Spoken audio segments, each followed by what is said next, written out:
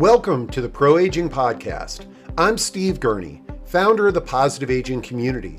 We're thrilled to have you join us for interactive discussions with pioneers and thought leaders on a wide variety of topics related to aging and longevity. These insightful discussions and the Positive Aging Sourcebook are brought to you thanks to the support from our Positive Aging community champions. Visit proaging.com to connect with them and discover hundreds of valuable other resources. We're excited to have you with us today, so let's jump into an engaging Positive Aging live and interactive discussion.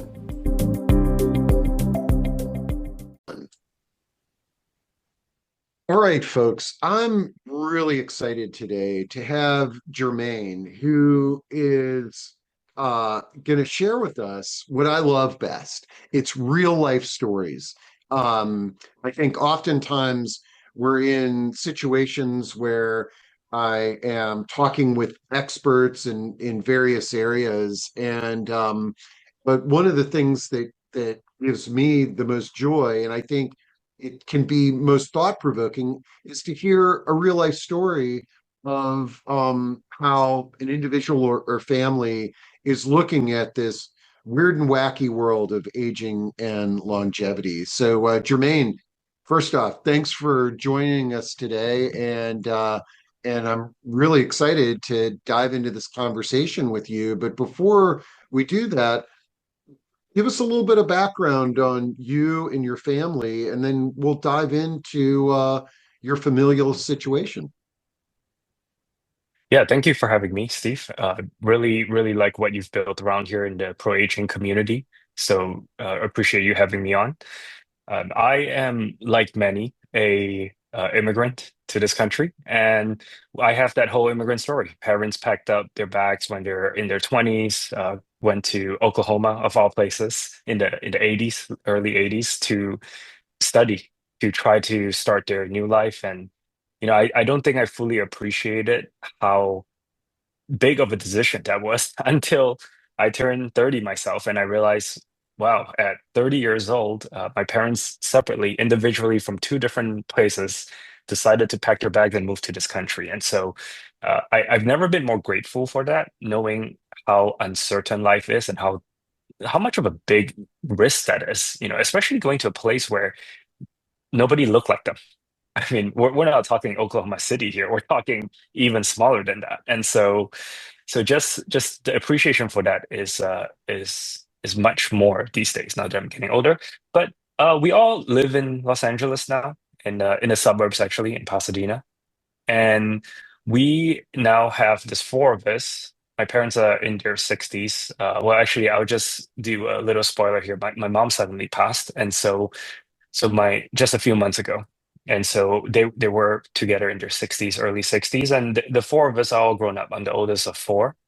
And I think I did them proud by going to a good university and did all that stuff. But we started having conversations about what would life look like beyond retirement.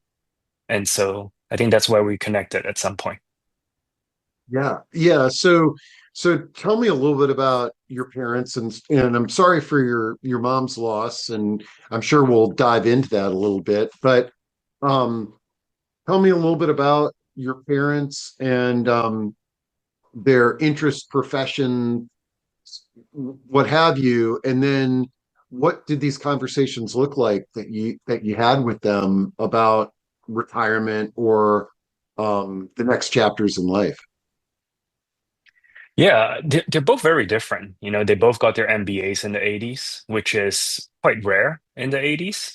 And so they both work professionally, raised four kids, and nobody raised four kids these days. It's just financially not a good idea. Even though it's been fun, especially me being the oldest of four, I really love it. I cannot imagine being from a smaller family. So yeah, my dad, entrepreneur, had multiple businesses. I think that's where I think I got most of my inspiration from, which is to keep trying and to keep trying and iterate and move along. My mom took a traditional path. She had me, my sister, and then by the time she had the third child, she decided to be a stay-home mom. And so for 20 plus years, she was a stay-home mom. And when my youngest brother turned 22, and she decided, you know what, I got to do something. So she went back to the workforce, and she had huge imposter syndrome. She's like, wow, I've been out of the workforce for so long. I didn't want to, am I good enough for it? And so she got a job in that's way below her qualifications. At least in my obviously very biased point of view, being her son. And she worked as an admin for about a few years and somehow made it to the top of the organization, ran a whole department, and realized that, sometime during COVID, that she was better off doing her own thing because she had the skills, she had the relationships, she had all of that. And so the conversation was a balance, a mixture of everything that was going on during COVID, as well as the conversation of like, hey, you're turning 60 soon. If we want to spend more time together, we probably need to all have some flexibility. So I'm keeping this real tight and short, but she started a business, and we're able to have an office next to each other. I'm in tech, so I work remotely. I have, a co-working space. And we really started designing our life around, what is the most important thing, which is how much time do we have to spend together? And I think uh, that kicked off the entire thing. Should I take a pause? I can go on and on Yeah. about Oh, this. no, no, this is great. Well, I'm curious about like what were some of the things that came out of that? And do you feel like I think a lot of folks it's difficult for their parent to talk to them about things like this. What I found is it's, oh, let's not talk about that. I don't want to think about a day when I'm not around or what have you. Uh, was it instantly comfortable chatting this way with your mom, or did it take a little bit of encouragement? Yeah, I'm lucky that my parents are realists. They're like, they just, they know things happen. Where for better or worse, I didn't know too clearly my mom's health condition. In fact, I really didn't know it because I would drive her to medical checkups, but I wouldn't pry beyond the how was it, and she's like, oh, everything's fine. But clearly everything wasn't fine and something was hidden below, and I didn't know. But on the other hand, we have a very casual relationship. We talk about a lot of things. So, when we talk about life and death and things like that, we really do talk about everything. So it wasn't tough for us. I think what was tough was just putting it off in terms of like, and I think they had such a immigrant mindset that, you had to work, you had to, build this, buy a house, and, essentially build your entire life, but take all that time away from what I guess because they sacrificed to do that, I have the privilege of even thinking about it. Right? I get Mhm. to choose what I want to do for fun, versus they had to, right? Work three jobs and things like that. And so I'm glad they're pretty open-minded to this. And it's because of this conversation, I learned that she wanted to, for example, go back to Oklahoma and see the place where she first landed. And so Wow. a few months ago, yeah, a few months ago we went to Oklahoma, and it was my second time there, first time with them.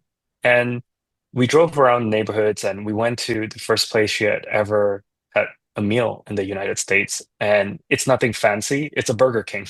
And she landed the next day, they went to a Burger King, and she told me that when she first got here, things were so expensive that she bought a chicken sandwich and, saved half for dinner after she had Mm. converted the price to her local currency.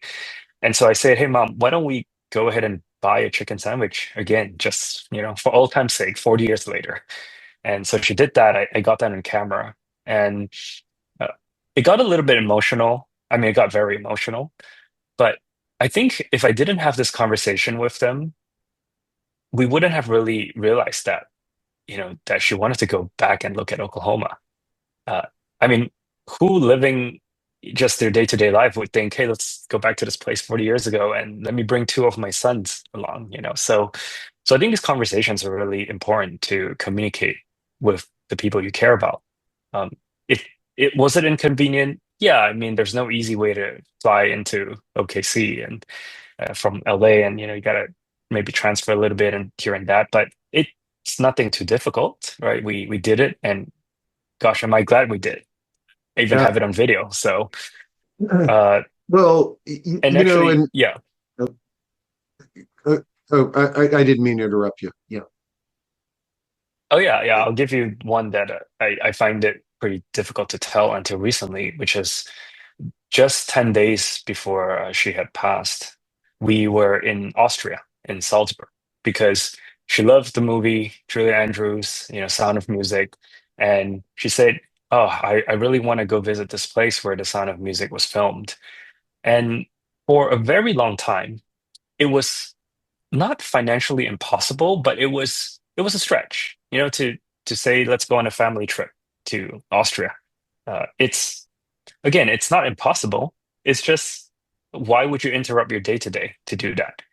But as soon as we realized that she had this dream, and we just decided, you know what, let's do it. Why not? We don't have to fly business class. We can just do it normally. So, so we did. We went there, and we walked on the hills where they ran, and saw all these places. And at some point, she stopped and told me that she was living in her dream, looking at this beautiful mansion by the lake, and singing the songs in that movie. So I think why I'm sharing these stories now is my hope is to inspire others to have these conversations. Sometimes the dreams that we have, they may not be as out of reach. And I fully understand the privilege it is to, fly across the world and do this. But sometimes there's many things that are much smaller than that we put aside. And so I'm hoping to remind more people to do this. I love it. Now, did you and the family know about her healthcare diagnosis before the Oklahoma and uh the Austria trips? No, we didn't.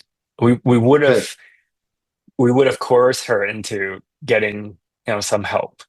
And truth be told, we don't know if it was a lingering problem. It was certainly a problem. It was high blood pressure that led to stroke in the back of her brain, things like that. It probably could have been prevented, but it didn't seem like she's a warrior. She survived everything. And Yeah. so none of us had thought anything of it.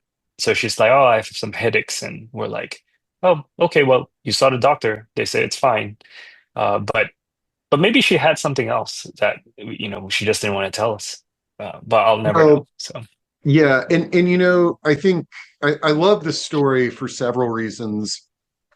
Is, number one, just reminding us all to talk to our loved ones and reminding ourselves to remember that we have a limited time on this planet. And and I like these two let's, for lack of a better term, call them bucket list items. Going to Oklahoma and going to Austria. I think these are very unique and personal to your mom. I think many times it's sort of like, oh, why don't you go on a cruise, or why don't you do this, that, or the other? And my gut level feeling is that if you, and I could be wrong on this, but if you offered your mom the opportunity to go to the Burger King in Oklahoma, or go with her family to this very significant place, or go on a cruise ship with a bunch of strangers, what we might think is a bucket list item really has minimal interest in many of our lives with reflection. yeah, and I, I I haven't always been perfect at doing this. I learned it the hard way because we were on a trip a few years ago, and because we all work remotely, my mom, my dad, and I, and my little brother at the time, working remotely, I told them, hey, we can go on a trip for a week, or we can go on a trip for a month, but we'll work every night. We'll just sit on our computers and reply some emails. And we were making our way through Europe. And mind you, they haven't been to Europe in like forever. I don't even know how long. And they've been to like one country on tour. So it's not like we go to Europe often. I do, but not them. And because of that, we were in Paris, and I distinctly remember this. I wouldn't call it a regret, but it's definitely a story for other people to learn from, which is we were in Paris and we were working out of a cafe. We were there for 5 days. This is day three, and my mom said, "Hey, when are we going to go see the Eiffel Tower?" And I said, "Well, we've been looking at it, from afar, but we've been looking at it." And and she's like, "No, but I want to go see it." And she and I said, "Well, okay, we'll go. We'll find some time to go." And I noticed that she got frustrated because, at some point we were taking the metro, and she said, "You've been everywhere, but just because you've been everywhere and seen everything doesn't mean that, we don't need to go at least see the Eiffel Tower up close." And she started to get upset.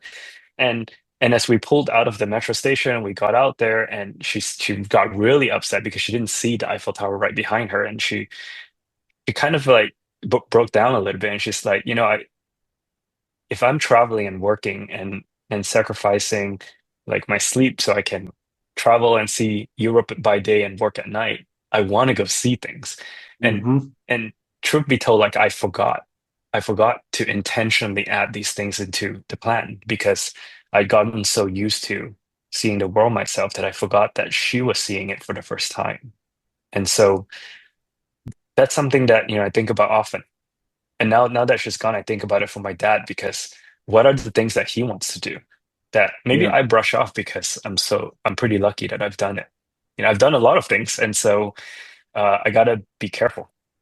Yeah. Yeah. No, and you know firsthand now that time is limited. And I think that often with your mom's passing, and none of us know when our time is up. And so identifying those things that are meaningful and trying to check those boxes, but doing it with people that you love is, I think, really key too. Yeah, certainly. Yeah. So I think a lot of it is, I'm glad to get the clarity early on, and clarity has become a theme of this year.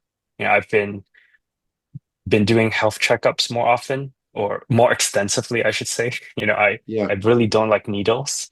In fact, terrified of needles. And I started doing the blood work and everything that I need to. In fact, I'm doing acupuncture right now, which is all needles. So, Yeah. so just trying to have this clarity to face all of life before you don't have a choice. So Now, one thing that I'm impressed with is that you mentioned that you're in IT, and you've also started thinking about this space in terms of uh, how can you make an impact on changing lives with some of the information that you've gained through this interaction with your parents and families, and thinking about end of life decisions. yeah, it started off not as an end of life decision. It started off about the start of this year. It was a conversation with my parents about retirement. And I asked them, why don't you retire? I think we probably have enough, not for a lavish life, but we have enough. And what I realized was that the uncertainty or the anxiousness around retirement wasn't because they didn't have enough. It was because they didn't know what they had.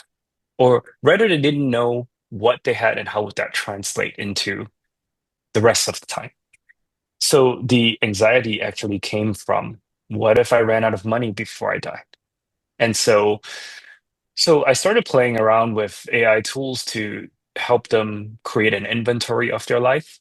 And in this process, what I realized is, if I know your dreams, your assets, your relationships, I can probably create an estate plan for you. And so I started playing around with that and started a company about that. And we launched on my mom's birthday just about a month and a half ago. just only in California. We're still testing it out and making sure that it's legal, it fits all the legal requirements and things like that. But I think what is core to what I'm trying to do is to build tools that can help people ask and think about the right questions to have, like, if we have clarity around what we have today, we're more, we're in a better position to understand what is enough. And understanding what is enough helps us live, the difference. I always think it's interesting when I started learning Spanish that in the Spanish language, there's two words for happy. One is feliz. It's a happy action, like an act of being happy. And the other one is contento, which is content. I think we don't talk about content enough. And so I was building this to help my mom and dad see where is the line for content. And that became Airlight, which is my new startup. Love it. I love your story and your vision, and I really see you being a thought leader in this space because of your blending of the personal vision and experience and your expertise and experience in the IT world. So I'm real excited for us to have future conversations as your company evolves. Um, Yeah. we talked a lot about a lot, and I really look forward to the follow-up conversations. But is there anything today that we may have not covered that you think would be good to share with our community? Yeah, I think, I grew up between these two cultures, as I mentioned, and one of it is communal, one is independent. Communal being the Asian culture, and American is highly independent. And when we started, my parents and I started thinking about what kind of life they want to have in the future years, we thought, we appreciate the fact that being in a community helps you live happier and longer, but also to maintain a little bit of personal space. And so we started doing all the calculations of like how do you spend your yield and save your principals and things like that, all more financial planning terms, or what would it take, to live a life where you wake up and walk downstairs to your favorite cafe, do something that you enjoy every day. And so we actually started building a life in our near our neighborhood, in Pasadena, in Old Town, where our little co-working space has, I think, 40 other companies within the three floors. And so we have communal areas where we get to interact with people doing different things and have interesting conversations. And then we can walk downstairs and there's a yoga studio and a gym right there. And a block away is Trader Joe's and Whole Foods. And so we started imagining this life where, uh, well, we'll probably have self-driving cars in the future to take you further. But this life where you can get up and stay healthy and stay active and talk to the people, see familiar faces, I think that life was what we were dreaming up on. So instead of, trying to find one, we just try to create one. And I thought that was really, really exciting. And we're still going to try to do that for my dad. Yeah, yeah, and I think this is inspiration for all of us. Again, our time is limited, and so begin having these conversations and creating that life that's based on your preferences, your financial resources, and the people that you want to spend time around or curious to spend time around. Uh, so I love it. Jermaine, this has been a great discussion. I'll make sure to include your contact info in case anybody would like to connect with you and brainstorm. And I really appreciate your transparency and sharing your personal journey with us. Thanks for having me on. I look forward to, continuing the conversation with you. And yeah, thank you. I love it.